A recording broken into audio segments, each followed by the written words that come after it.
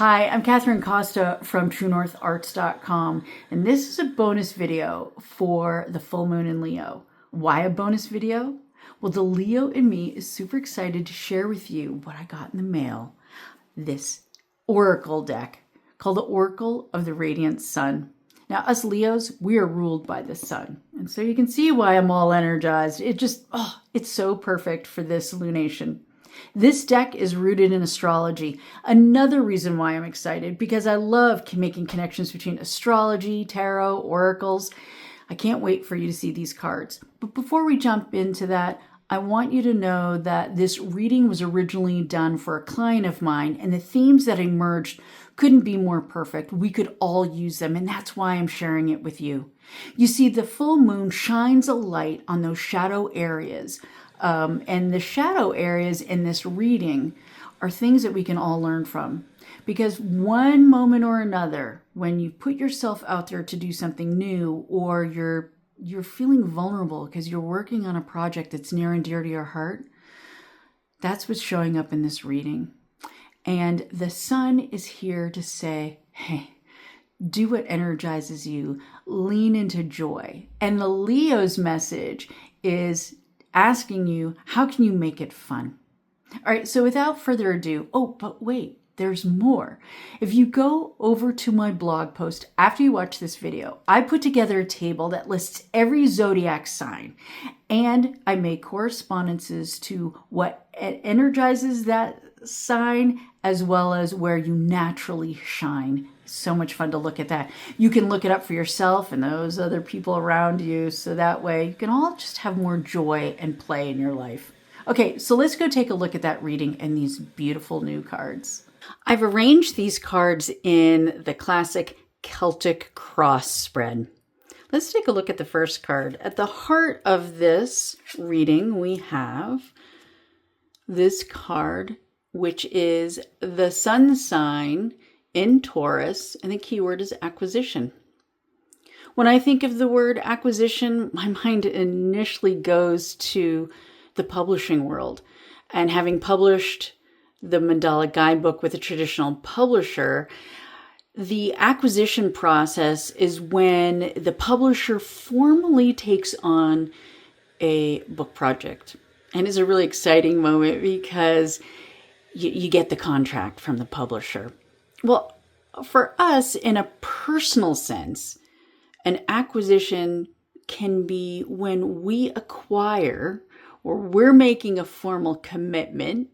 It might be a recommitment to our dream or our intention or the path that we've set out on. That recommitment can be something we set out to do at the beginning of the year or from last year. Now, Taurus is all about value.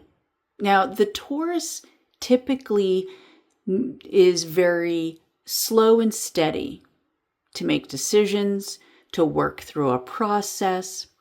And that is because in their core, they value their time and they will commit to what they see is worth their time. So at the heart of this reading, you are asked to consider if what you're pursuing has value. Is it worth your time? Are you ready to recommit to that? Crossing this, we have the sun in Pisces, and the key word is vision. The crossing card can be what challenges you. And here we see that this is all about having clarity, being able to see where you're heading. And if you don't have that clarity, you might look like this little guy. You might be feeling uneasy because you don't know what steps you're going to take, or you're fearful about where things are going to go if you can't see it. So having a clear vision is one where seeing is believing. And when you believe in it, you can more confidently and with conviction take action. So this card's about commitment and clarity. All right, let's take a look at this next one. Underneath all of this in a very foundational position. We have the sun in Cancer, resourcefulness. So this jar represents all of the things that you've collected in your life. So these are experiences. It may be things that you've learned. It may be connections and people who will support you in this. You have the resources, the experience for pursuing whatever it is that you're desiring in this moment. Let's take a look here at what are the energies leading up to this. Maybe this is something that has been influencing your past actions regarding this. We're looking at the moon in Scorpio, and this is a power card. When I look at this, I think that this is an internal power struggle. Why? Because the figure is lying down. She's not taking action. She looks to me like she's pretty overwhelmed. And why? Well, she can see her goal, but she also sees the work involved. She's not too sure if she has what it takes to climb those mountains to get to that goal. What she needs to do is trust and believe in herself. Take the steps necessary to, at first, go through this doorway, this portal, and through slow, steady steps, get to her goal. So this here is where the inner saboteur may be showing up for you. You may have thoughts like, am I ready for this? Do I have what I need? Will I succeed? Will I fail? Am I too old? Am I talented enough? These are very common things that I've talked to successful published writers who I admire. They also have that inner critic. It's part of who we are. So getting stuck looks like this. And what we do is we want to get her up and moving. At the top of this can be past and present influences. And this one is the sun in Aquarius, and the word is idealism. This is a very, very positive sign.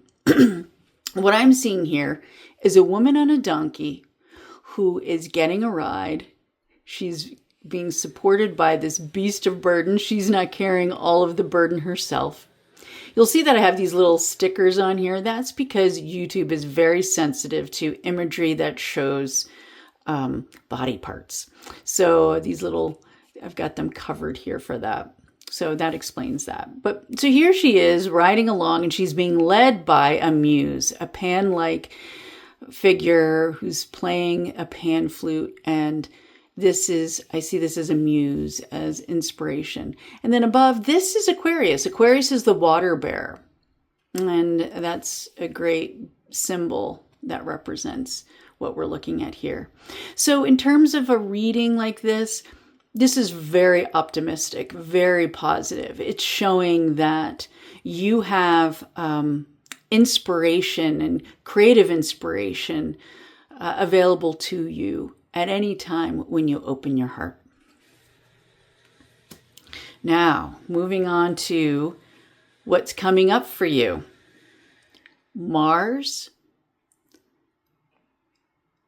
in the sign of Cancer. Coral. Well, I think this is coming back to this card. This inner power struggle.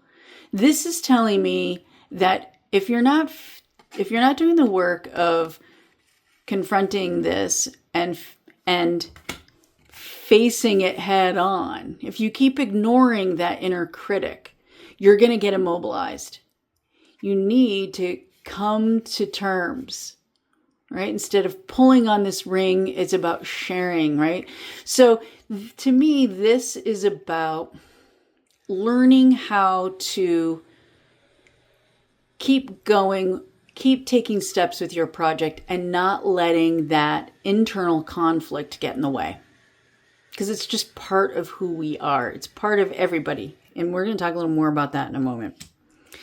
Okay, down here, this represents how you are feeling and your temperament in this moment. And it's a very positive card. We've got Mercury, the god of communication, in the sign of Sagittarius. And I love this word, discovery. So this is a very optimistic card. This shows me that there's a lot of enthusiasm, excitement for the discovery of the exploration of this project. Early on in a lot of projects, it feels safe because we are doing some research, we're gathering ideas, we're looking at what other people have done. Maybe we're taking classes or workshops and gaining knowledge, exploring the possibilities of where we're going to take this. Sagittarius is about expansion, and this feels to me like a moment of creative expansion. The next card, the placement, is about how others around you and your environment see you, all right, and interact with you, the energies around you. We have the moon in Sagittarius, another Saggy card, and the word is optimism. What a beautiful and very positive card, right? Very inspiring. So what do we see here? We see three people, and they look like they're here to celebrate you, right? They're toasting to you. They're making a lot of merriment here. And this person here represents you riding along on these seahorses and guided by the cherub. Look how similar.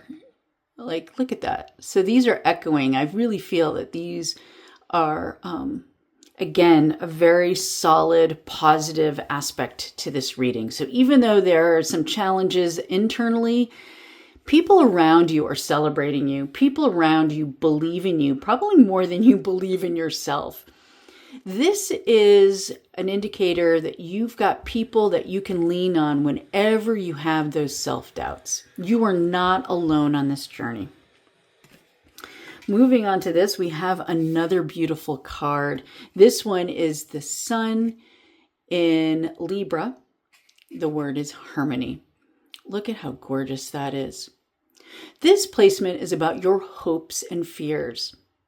And my sense is you're probably hoping that this renewed interest and commitment to your dream and the work involved in it, you're hoping that it will go harmoniously, that your inner critic will take a nap and not be so domineering and threatening, right? So this is a very hopeful, beautiful sign of things to come. And last is the probable outcome. This is the sun in Aries. And this is giving you a suggestion, a very strong suggestion on how to work with your internal saboteur. Here we see it depicted as a dragon. We have a knight who is confronting it. This is a very masculine way of approaching it, and I have a very different opinion and experience working with the inner dragon. And I'm going to explain that using my mandala here, because I think there's a really cool lesson involved with the solar plexus chakra. Now, this mandala I created using my solar plexus stencil that you can buy from Stencil Girl products. It's an easy way of drawing it. The solar plexus is our energy center that's right above our navel. This is our personal power. It is our internal sun. And so it is perfect that we're having this as our themed art project for this this full moon in Leo, because Leo is ruled by the sun, and this is how we can connect our energy of that sun theme in here. So let's connect this and this card. The word for solar plexus is Manipura, and it means the jeweled city. So in this area of your energy center above the navel, That is your jeweled city. The jewel represents, let's come back to our Taurus here, is your value, your self-worth, okay? And your work, your creative work, it is all important. It's also about your personal power and being able to stand confidently in who you are. This is the energy center that's about having clarity, confidence, right? We're talking about clarity, talking about confidence. It's very hopeful and optimistic. It's having a conviction. I didn't realize this when I pulled this up. This is a mandala I had created years ago, and I just grabbed it. I have a magnet on the back, and it's on my fridge, and I grabbed it because it's a solar plexus. And it couldn't be more perfect. Because as you look here, the gold here, nice shiny metallic gold, represents the jewel. And then look at this pattern. I drew this really loosely and it's imperfect, but it's so organic and it looks like the dragon scale. So let me talk about the dragon. The dragon lives here in this energy center. And when you are giving your power away, when you are not confident about what it is you're doing, this dragon will speak up. But this dragon is also sometimes the root of those inner critic expressions and words that are causing you to be overwhelmed and fearful and not taking action. The dragon does this because it's protecting you. It's trying to protect the jewels. It may be misguided. Often it is. It is an understanding that you are safe to be who you are. You are safe, and it is a great thing for you to express yourself through taking action on your dreams and your intentions. What I've learned is that instead of trying to slay the dragon, which is a very masculine approach, approaching it with the divine feminine. The divine feminine pulls out her journal, has a conversation with the dragon, and says, what are you concerned about?